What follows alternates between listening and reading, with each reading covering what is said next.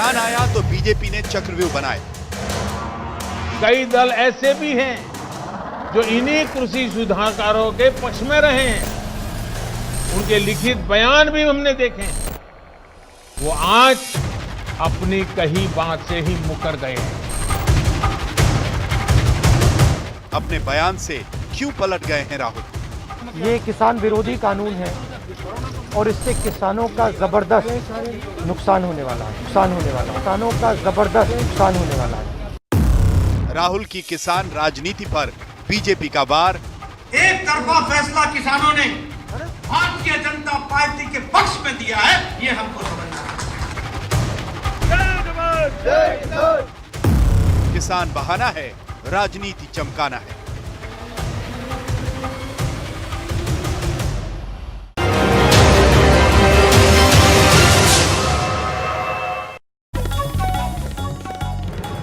नमस्कार, शाम के 7 बजने को है। आप देख रहे हैं देश तक। मैं हूं आपके साथ चित्रा त्रिपाठी। क्या पहले राहुल को कृषि कानून पसंद था? जी हां, कृषि कानून पर एक तरफ घमासान मचा हुआ है, किसानों का आंदोलन जारी है, तो वहीं दूसरी तरफ किसान आंदोलन पर सियासत भारी है। कृषि कानून को लेकर कांग्रेस लगातार मोदी सरकार को घेरने की कोशिश कर रही थी, मगर आज राहुल गांधी का एक वीडियो सामने आ गया। यह वीडियो लोकसभा की कार्यवाही के दौरान का है। इस वीडियो में राहुल गांधी वही बात बोल रहे हैं जो बात कृषि कानून को लेकर सरकार कह रही है। राहुल के इसी वीडियो पर बीजेपी ने अब राहुल गांधी और कांग्रेस पार्टी को घेर लिया है। जो फैक्ट्रियां बनती हैं वो हमारे से दूर होती हैं। अगर हम डायरेक्टली अपना माल फैक्ट्री में बेच पाते तो जो बीच में से लोग पैसा ले जाते हैं बिचौले, उनको फायदा नहीं होगा और पूरा पैसा हमें मिलेगा।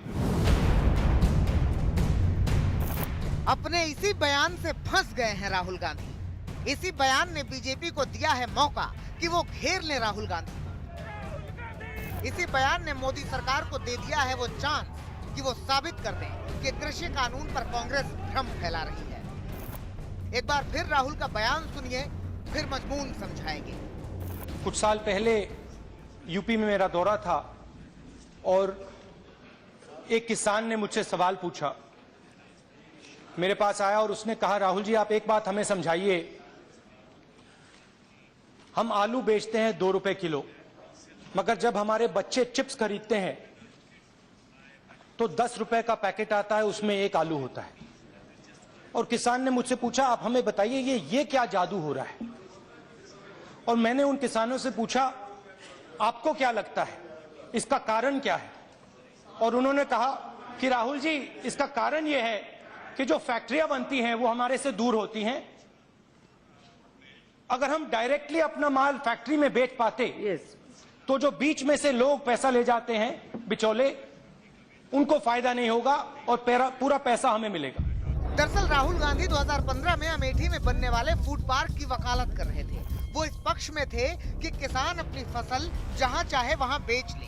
वो कह रहे थे कि किसान चाहते हैं कि बिचौलिए खत्म हो जाए ताकि किसान को सीधा फायदा पहुंचे।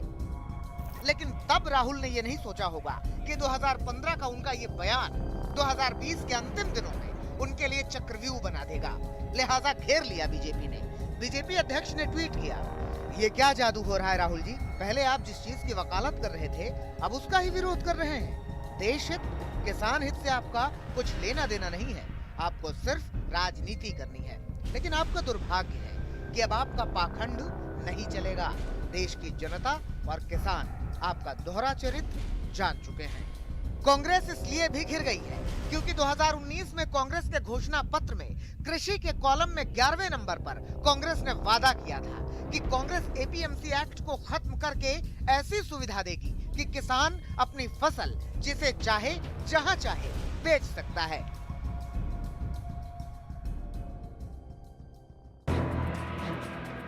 यानी कांग्रेस चाहती थी कि वो मंडियों को खत्म कर दे और किसान अपने मन से जहां चाहे वहां अपनी फसलें बेचे। लेकिन यहाँ सरकार कह रही है कृषि कानून से एपीएमसी खत्म नहीं होगी, कृषि कानून से एमएसपी भी खत्म नहीं होगी और कांग्रेस बेवजह नाजायज विरोध करके किसानों को भ्रमित कर रही है। ये किस तरह की राजनीति कर रहे हैं जिसमें कोई तर्क नहीं, कोई तथ्य नहीं है, सिर्फ झूठे आरोप लगाओ, सिर्फ अफवाहें फैलाओ। हमारे किसानों को डरा दो और भले भोले किसान कभी कभी आपकी बातों में गुमराह हो जाते हैं। ये लोग लोकतंत्र के किसी पैमाने को, किसी पैरामीटर को मानने को तैयार नहीं है। कृषि मंत्री नरेंद्र सिंह तोमर ने भी विपक्ष पर यही आरोप लगाया था कि पहले समर्थन करते थे तो अब विरोध किस बात का। राहुल गांधी जो कुछ बोलते हैं उसको कांग्रेस भी गंभीरता से नहीं लेती। देश का तो सवाल ही नहीं उठता है। अगर राहुल गांधी को इतनी किसानों की चिंता थी तो जब उनकी सरकार थी तो सरकार के माध्यम से कुछ न कुछ किसानों के लिए कर सकते थे। राहुल गांधी के पुराने बयान से कांग्रेस बुरी तरह घिर गई है। बावजूद इसके राहुल गांधी किसानों के लिए ट्वीट कर रहे हैं। वो बार बार कह रहे हैं कि किसान टस से मस न हो। उन्होंने लिखा, वीर तुम बढ़े चलो, धीर तुम बढ़े चलो, वाटर गन की बौछार हो या गीदड़ भभकी हजार हो, तुम निडर डरो नहीं, तुम निडर डटो वहीं, वीर तुम बढ़े चलो, अन्नदाता तुम बढ़े चलो। राहुल किसानों के हितैषी होने के लिए पूरा दमखम लगा रहे हैं, मगर उनके पुराने वादे और उनके पुराने बयानों ने पूरे दल को बैकफुट पर ला दिया है। आज तक ब्यूरो। तो विपक्ष खासकर राहुल गांधी केंद्र सरकार के मंत्रियों के निशाने पर पहले से ही हैं। वजह थी कृषि सुधारों को लेकर कांग्रेस पार्टी का पुराना रवैया और आंदोलन शुरू होने के बाद इन्हीं सुधारों के नाम पर सरकार पर हमले। कई केंद्रीय मंत्रियों ने राहुल गांधी और विपक्ष को कृषि सुधारों पर उनका पुराना रुख बार बार याद दिलाया है। आज तक से कई केंद्रीय मंत्रियों ने इसी मुद्दे पर की थी खास बातचीत। सुनिए कि किस प्रकार से न सिर्फ कांग्रेस के नेता बल्कि स्वयं निवर्तमान अध्यक्ष ने इस बात का बड़े हर्षोल्लास के साथ स्वागत किया कि हम एपीएमसी की पूरी इस फ्रेमवर्क से सब्जी और फलों को डीलिस्ट कर देंगे। तो कांग्रेस के दोगलेपन के साथ साथ एनसीपी के जो हमारे निवर्तमान कृषि मंत्री थे यूपीए के कार्यकाल में शरद पवार जी, उन्होंने न सिर्फ चिट्ठियां लिखी देश भर में मुख्यमंत्रियों को कि आप एपीएमसी एक्ट को पूरा ध्वस्त करें अथवा उसको एक नया जामा पहनाएं, उन्होंने बाकायदा रिपोर्टर्स के साथ इंटरव्यूज किए हैं जिसमें उन्होंने कहा है कि इस प्रकार के रिफॉर्म की दरकार है। विपक्ष ने जब ये बिल संसद में आए थे चर्चा के लिए तब दो विशेष भ्रम चलाए। एक, एमएसपी ऑपरेशन देश में बंद हो जाएगा। बिल्कुल बंद नहीं हुआ। नरेंद्र मोदी सरकार ने सदन में और सदन के बाहर आश्वस्त किया एमएसपी ऑपरेशन चलता रहे। राहुल गांधी की अगर किसानों के प्रति सहानुभूति होती तो क्या वो संसद से गायब होते जब कृषि बिल पर चर्चा हो रही है? राहुल गांधी की अगर किसानों के प्रति सहानुभूति होती तो क्या वो उनके कार्यकाल में साल 2009 से लेकर साल 2014 तक मात्र 3 लाख करोड़ का एमएसपी ऑपरेशन कराते? मोदी सरकार ने साल 2014 से लेकर अब तक 8 लाख करोड़ का एमएसपी का ऑपरेशन कराया है और देश के किसानों को फायदा कराया है। मेरे संसदीय क्षेत्र में पिछले 6 साल से एक कोर्ट का जुडिशियल ऑर्डर आया है कि राहुल गांधी, श्रीमती वाड्रा और श्रीमती सोनिया गांधी सम्राट साइकिल के किसानों की जमीन जब्त करके बैठे हैं। वो लौटा नहीं रहे ऑर्डर के बावजूद। जो हमारे संसदीय क्षेत्र में जमीन खा गए किसान की, वो देश के किसान के सामने झूठी सहानुभूति व्यक्त कर रहे हैं। मैं आज पूछना चाहती हूं, राहुल गांधी के नेतृत्व में मैनिफेस्टो में लिखा गया था कांग्रेस पार्टी के कि एपीएमसी का एक्ट रद्द करेंगे वो। भारतीय जनता पार्टी ने, एनडीए सरकार ने कभी नहीं कहा कि हम एपीएमसी के कानून को हाथ लगाएंगे। राहुल गांधी की सरकार ने, राहुल गांधी की पार्टी ने और स्वयं राहुल गांधी ने 2013 में आके बढ़ चढ़कर प्रेस कॉन्फ्रेंस में कहा कि एपीएमसी में से हम डीलिस्ट कराएंगे सब्जी और फलों को। राहुल गांधी अब अपने ही शब्दों को भूल गए हैं। काला कानून क्यों लगता है राहुल गांधी को? क्योंकि इस कानून में यह कहा गया है कि किसान को 3 दिन में भुगतान करना पड़ेगा, वो किसान जो दर दर की ठोकरें खाता था। तो राहुल गांधी के लिए कानून काला इसलिए है क्योंकि इस कानून में साफ लिखा है कि ना किसान की जमीन आप गिरवी रख सकते हैं, ना किसान की आप जमीन बेच सकते हैं। शायद राहुल गांधी को असली पीड़ा इस बात से है। ये देखिए, ये है कांग्रेस पार्टी का 2019 का घोषणा पत्र।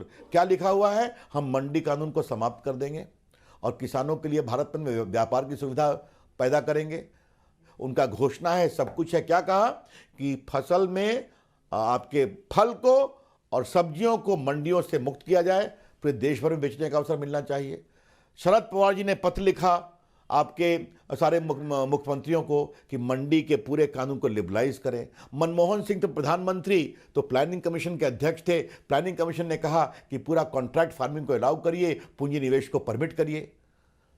और ये 2005 में तो शरद पवार ने एक बड़े पत्रकार को कहा कि अगर वो कानून को नहीं सुधार करेंगे, मंडी कानून को, तो हम केंद्रीय सहयोग भी बंद कर देंगे। 2005 में कहा। तो ये सारे Rahul Gandhi, CPI, CPM, RJD, Samajwadi party, TMC, सब तो उसके साथ खड़े थे, तब तो विरोध नहीं कर रहे थे। मेरे ये सवाल किसानों के हित का है या राजनीतिक दलों के स्वार्थी हित का है? कि आप देखिए, मैं बात कर रहा हूं, मेरे पास घोषणा पत्र है कांग्रेस पार्टी का 2019 के लोकसभा चुनाव का। घोषणा पत्र पार्टी का एक औपचारिक डॉक्यूमेंट होता है। मेरे पास नीति आयोग की वो कमेटी का भी रिपोर्ट है जिसमें अमरिंदर सिंह भी मेंबर थे और कमलनाथ भी थे। मुख्यमंत्रियों का एक कोऑर्डिनेशन बना था देवेंद्र फडणवीस की अगुवाई में, और उन्होंने कहा कि मंडी कानून में सुधार जरूरी है, पूंजी निवेश जरूरी है। तो ये तो पिछले 20 साल से राजनीतिक एक प्रकार से समझदारी रही है कि किसानों के लिए उनको मंडी के चंगुल से मुक्त करना है। तो आज एकाएक ये कहां से लोग खड़े हो गए? और देखिए, मैं राहुल गांधी पर आजकल कम बोलता हूं क्योंकि उनको किसानी की कितनी समझ है उस पर चर्चा कभी अलग से करेंगे आपके चैनल पर। लेकिन राष्ट्रपति भवन के प्रांगण में उन्होंने कहा, किसानों झुकना मत, वरना आगे कभी नहीं उठ पाओगे। ये कौन सी उत्तेजक भाषा है भाई? तो यही तो साफ साफ हित दिखाई पड़ता है। अब बताइए, शरद पवार इतने अधिक वो समर्थक रहे हैं किसानों के सुधार के, और उन्होंने काम भी किया है, और उनकी सारी चिट्ठियां मेरे पास है। मैं आपको देखिए, ये चिट्ठी है उनकी 2010 की, जिन्होंने मुख्यमंत्रियों को लिखा कि आपको मंडी एक्ट में कानून में बदलाव करना चाहिए। शीला दीक्षित को लिखा, शिवराज सिंह चौहान को लिखा, ठीक लिखा। तो आपने 10-15 साल जो किया, आज अपने स्वार्थ के कारण आप इस स्तर पर जाएं। और कांग्रेस विरोध करना चाहती है तो कांग्रेस सामने आए, दूसरा कोई दल विरोध करना चाहता है तो वो दल के रूप में सामने आए। किसानों के नाम पर सियासत क्यों कर रहे हो? किसानों की समस्या है, उस समस्या के मामले में जो आपने मत कहा था, व्यक्त किया था, उस मत पर आपको रहना चाहिए। जैसे कांग्रेस ही आज राहुल गांधी जी ट्वीट कर देते हैं। मैं उनसे पूछना चाहता हूं, भाई 2019 के घोषणा पत्र में आपने ही ये बात कही थी कि एपीएमसी एक्ट को निरस्त कर देंगे, एपीएमसी में लगने वाला टैक्स समाप्त कर देंगे, एसेंशियल कमोडिटी एक्ट निरस्त कर देंगे, कॉन्ट्रैक्ट फार्मिंग को बढ़ावा देंगे, अंतर्राज्यीय व्यापार खोल देंगे। ये सब कांग्रेस के घोषणा पत्र में आपने जनता से वायदा किया है। तो मैं कांग्रेस के लोगों को कहना चाहता हूं कि भाई, अगर आपको आज ये लग रहा है कि किसानों के आंदोलन के साथ खड़ा होना है या इस एक्ट के विरोध में खड़ा होना है, तो पहले आप हिंदुस्तान की प्रेस के सामने आकर अपने घोषणा पत्र से तो मुकरो। दोनों काम एक साथ नहीं हो सकते। या तो आप उस समय जब घोषणा पत्र जारी कर रहे थे तब देश को गुमराह कर रहे थे, और या जो आज आप बोल रहे हो वो तब देश को गुमराह कर रहे हो। तो एक समय तो आप झूठ बोल ही रहे हो, दोनों समय सच नहीं हो सकते। इसलिए आप कब झूठ बोल रहे हो ये देश को बताना चाहिए, और इस प्रकार की हरकतों से विपक्ष को बाहर जाना चाहिए। कांग्रेस की चोन मैनिफेस्टो 2019 का जब ये पार्लियामेंट की चोन हुई, उसमें ये लिखा था कि हम ये बिल लाएंगे, और इससे पहले भी सरदार मनमोहन सिंह की सरकार में ये बिल पार्लियामेंट में पेश हुआ था। सरदार मनमोहन सिंह इसके हक में बोले थे, कपिल सिब्बल ने कहा था ये बहुत बढ़िया बिल है। अब ये इसका विरोध कर रहे हैं, ये पॉलिटिकल बैंक्रप्सी है, अनैतिक बात है इसको करना। कांग्रेस की सपोर्ट करती है। जिनके चोन मैनिफेस्टो में डाला गया था कि हम बिल लाएंगे, अब कहते हैं ये बिल गलत है। इसी तरह श्रोमणी अकाली दल इसकी प्रोपेगेंडा करता रहा है, अब इसका विरोध कर रहा है। ये डेमोक्रेसी में पॉलिटिकल पार्टी इस तरह बिहेव करेगी, ये सियासत के लिए अच्छा नहीं है, देश के हित के लिए अच्छा नहीं है, पंजाब के हित के लिए अच्छा नहीं है। हमें नैतिकता के आधार पर भी पार्टियों को चलना चाहिए। जो मैनिफेस्टो में डाली बात उसको ही विरोध कर रहे हैं कांग्रेस बात, तो क्या कहा जा सकता है इसके बारे में? ये जो राहुल गांधी है, अरे भैया आपने ही 2013 में प्रेस कॉन्फ्रेंस करके कहा था कि हम एपीएमसी कानून में बदलाव करेंगे। आपने ही 2019 के घोषणा पत्र में लिखा था, तो उसके लिए माफ़ी मांगो। ऐसा क्यों लिखा था अगर हमारा विरोध करना है तो ये देखो, ये राजनीतिक दलों का जो राजनीति है वो अलग है। सवाल महत्वपूर्ण है कि अगर कांग्रेस पार्टी के एजेंडे में पहले ये शामिल था तो अब इसी कृषि कानून का विरोध ये पार्टी क्यों कर रही है। उधर किसानों से सरकार की बातचीत का रास्ता फिर से खुलता हुआ दिखाई दे रहा है। कल किसानों ने सरकार को कुछ शर्तों के साथ प्रस्ताव भेज दिया है, लेकिन पहली शर्त अभी भी यही है कि तीनों कानून खत्म करने की प्रक्रिया पर सबसे पहले बातचीत हो। अब सरकार को तय करना है कि किसानों के इस प्रस्ताव का जवाब वो कैसे देती है। आखिरकार सरकार की दो चिट्ठियों के जवाब में किसान नेताओं ने बातचीत पर लौटने की मंशा जताई और जवाबी चिट्ठी के साथ 29 दिसंबर को बातचीत का प्रस्ताव भेज दिया, लेकिन शर्तों के साथ। ये हैं वो शर्तें जिस पर सरकार को फैसला करना है और बातचीत का बंद पड़ा रास्ता दोबारा खोलना है। तीनों कृषि कानूनों को रद्द करने के लिए अपनाए जाने वाली क्रियाविधि पर सबसे पहले चर्चा हो, एमएसपी की कानूनी गारंटी की प्रक्रिया और प्रावधान पर बात हो, पराली जलाने पर दंड के प्रावधानों को बाहर करने पर चर्चा हो, विद्युत संशोधन विधेयक 2020 में जरूरी बदलाव किए जाएं। माहौल है वो सरकार निर्मित नहीं करना चाहती। जो भाषण था प्रधानमंत्री जी का, उस भाषण में एक अजीब किस्म का दुष्प्रचार है, आंदोलन को बदनाम करना है। मुट्ठी भर किसान आंदोलन कर रहे हैं, केवल हरियाणा में ही, पंजाब में थोड़ा सा, हरियाणा में और पंजाब में आंदोलन है। हमारे पास लाखों किसान यहां पर आके हमसे मिल रहे हैं। मैं उन किसानों को धन्यवाद देता हूं, पूरे किसान मेरे साथ खड़े हैं। सरकार ने किसानों की चिट्ठी पर अभी कोई औपचारिक बैठक या फैसला तो नहीं किया, लेकिन मंत्रियों के बयान इशारा कर रहे हैं कि किसानों के नाम पर सियासी घेराबंदी के दबाव में वो झुकने को तैयार नहीं है। निश्चित रूप से मुझे विश्वास है कि 29 तारीख को जो वार्ता होगी उसमें किसान की नज़र से अगर वार्ता होगी तो निश्चित रूप से हल निकलेगा, क्योंकि राजनीतिक लोग हैं वो इसमें राजनीतिक डालना चाह रहे हैं, किसानों के कंधे पर बंदूक रखकर निशाना साधना चाह रहे हैं। और उसके अंदर देखा होगा वामपंथी वृत्ति के लोग हैं जो भी इसके अंदर खलल डालना चाह रहे हैं कि किसानों की समस्या का हल नहीं निकले। कांग्रेस भी इसी के अंदर लगी हुई है। 8 दिसंबर को गृह मंत्री अमित शाह से बातचीत के बाद सरकार ने किसानों को संशोधन से संबंधित प्रस्ताव लिखित में दिए थे। इसमें उन तमाम बातों का जिक्र था जिसके लिए ये आंदोलन शुरू हुआ था। इसके बावजूद किसान नेता बातचीत आगे बढ़ाने को तैयार नहीं हुए। उल्टे किसान नेताओं की फहरिस्त में नई नई मांगें शामिल होने लगी।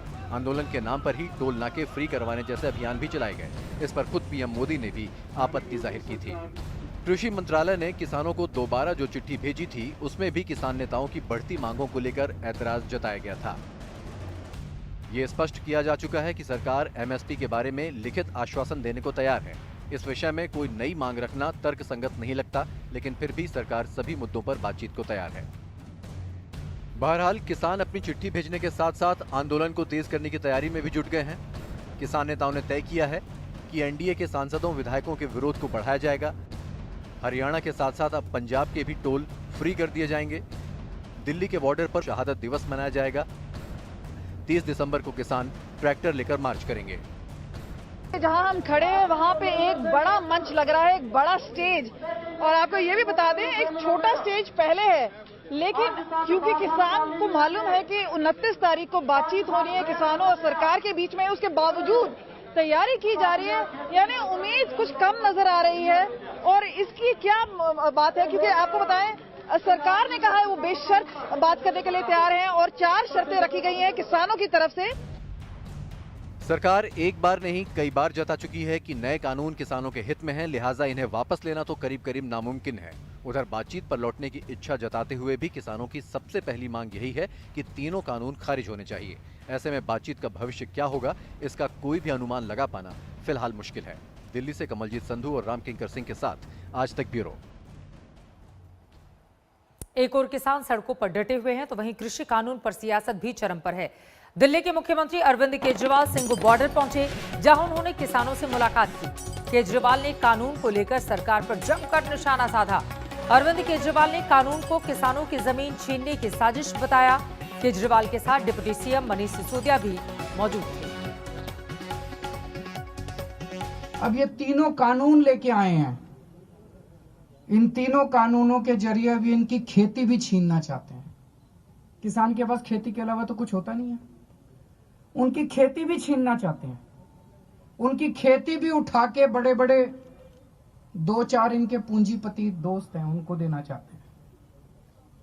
अगर खेती भी चली गई किसान की तो फिर वो कहां जाएगा? और तो तुमने इनके लिए कुछ करा नहीं, खेती करता है बेचारा किसान। खेती भी चली गई तो किसान कहां जाएगा फिर? तो जितने किसान आप सोच के देखो, इतनी ठंड में अपने घर के बुजुर्गों को और बच्चों को लेके जितने किसान बैठे हैं, वो अपने सर्वाइवल के लिए बैठे हैं। क्योंकि अब आर पार की लड़ाई बन गई है। जब खेती भी चली जाएगी और खेती पे बड़े बड़ी कंपनियों का अधिकार हो जाएगा तो किसान के पास कुछ भी नहीं बचेगा। तो अपनी खेती को बचाने के लिए बैठे हैं। अभी केंद्र सरकार ने, इन्होंने अपने सारे बड़े बड़े नेताओं को उतार दिया मैदान में। इन्होंने सारे मंत्री उतार दिए, सारे इनके मुख्यमंत्री उतार दिए इन्होंने मैदान में, आके भाषण दे रहे हैं इस कानून से किसानों का फायदा है। मैंने इनके सारे भाषण सुने, अभी तक मेरे को एक भी नेता इनका नहीं मिला जो इस कानून का एक भी किसानों को क्या फायदा होगा ये बता सके। दिल्ली के मुख्यमंत्री अरविंद केजरीवाल को आप सुन रहे थे सीधे केंद्र सरकार पर निशाना साधते हुए और ये कहते हुए कि दरअसल कोई भी एक मंत्री या नेता ऐसा नहीं सामने आया है बीजेपी का जो किसानों को बता सके कि इसके फायदे क्या हैं। लेकिन इन सब के बीच सियासत लगातार जारी है और फिलहाल ये तस्वीरें हम आपको दिखा रहे हैं। अरविंद केजरीवाल जब किसानों से मुलाकात करने के लिए पहुंचे थे, लेकिन इन सब के बीच अगर सब कुछ ठीक रहा तो 29 दिसंबर को किसानों और सरकार के बीच 7वें दौर की बातचीत होगी। उम्मीद की इस किरण के बीच दिल्ली बॉर्डर पर कैसे हालात हैं, किसान कैसे वक्त गुजार रहे हैं, इसका जायजा लिया है आज तक संवाददाता राम किंकर सिंह ने। देखिए, किसान आंदोलन को 30 दिन से ज्यादा का वक्त हो चुका है, लेकिन यहाँ हफ्ते में ही बाल और दाढ़ी बहुत ज्यादा बढ़ जाती है। तो 30 दिन से जो लोग घर से बाहर हैं उनके बाही और जो दाढ़ी और बाल हैं वो कैसे ठीक होते हैं। दादा, आप लोग लाइन में खड़े हुए हैं, दाढ़ी और बाल कटवाना है। कितने दिन से नहीं बनवाया? एक महीना हो गया जी। अच्छा, 1 महीने से नहीं बना है, लेकिन चिंता की कोई बात नहीं है। यहाँ पर बाकायदा वेटिंग में है लोग और एक मासूम सी बच्ची है, अब देखिए जो वहाँ बाइक पर बैठी हुई है, ये बाकायदा उसमें एंट्री कर रही है। सबसे पहले जिसको भी बाल कटवाना होता है वो यहाँ पर आता है और यहाँ पर देखिए, यहाँ पर मोबाइल नंबर और नाम के साथ ये दर्ज किया जाता है। क्या नाम बेटा आपका? ईशु। निशु। किस क्लास में पढ़ते हो? यूकेजी में। यूकेजी में। कहाँ पर? मुरादनगर पढ़ती थी पहले, अभी स्कूल में बंद हो गया तो अब नहीं पढ़ती। अले वाले, मुरादनगर में पढ़ती थी, अब आप क्या कर रहे हो यहाँ पर? ये क्या लिख रहे हो आप? नंबर। किन लोगों के नंबर? सबके, जो अपनी शेविंग और बाल कटिंग करने। ये जो लोग कट कर रहे हैं ये कौन है? ये पापा हैं। पापा का नाम, इनके नीशू के पापा का नाम अजय कुमार है और अजय कुमार का कहना है कि जब से ये आंदोलन शुरू हुआ है तब से बिना पैसे के, बिना मेहनताने के वो अपना काम बड़ी शिद्दत से कर रहे हैं। ये देखिए जरा, बाल दाढ़ी बनाई जा रही है। और दादा सब ठीक ठाक है? बढ़िया कट रहा है? हाँ, बढ़िया है। तो ये अजय हैं और अजय का कहना है इनके भाई जो है वो सेना में है, सैनिक हैं, जवान हैं। हाँ? गाजीपुर बॉर्डर से राम किंकर सिंह की ये रिपोर्ट आप देख रहे थे। एक छोटे से ब्रेक के बाद हम फौरन लौटेंगे। आप देखते रहिए आज तक। नमस्कार, मैं हूं अंजना ओम कश्यप। हमें उम्मीद है ये वीडियो आपको पसंद आया होगा। लेटेस्ट खबरों के लिए यूं ही देखते रहिए आज तक और इस वीडियो के पसंद आने पर लाइक, शेयर एंड सब्सक्राइब करना ना भूलें।